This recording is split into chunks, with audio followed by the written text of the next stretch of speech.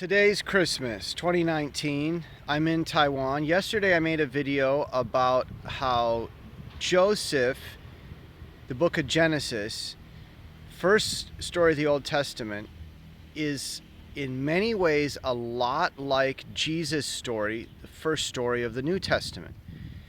Because Joseph goes through hard times and he saves everyone in his area.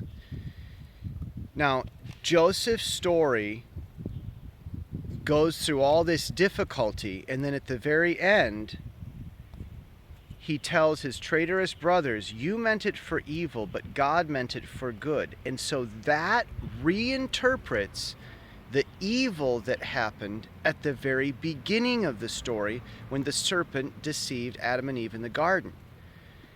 The serpent meant it for evil, but God meant it for good. God's not just going to find some way to fix it if he can. It was meant for a good purpose all along, just how Joseph's treacherous brothers did something that was good even though they were trying to do something evil. But that was Joseph's story with him and his brothers. This is saying that Joseph and his story with his brothers at the end of Genesis is how eventually God was going to deal with the serpent and that great evil eventually.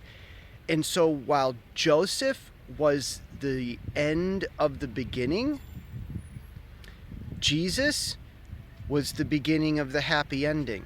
Because we've been waiting to see how God was going to deal with this evil from the temptation and everything in Genesis chapter 2. And finally Jesus is born, so we know that everything is going to be okay. We know how it's going to be okay, and all the good things finally start to come.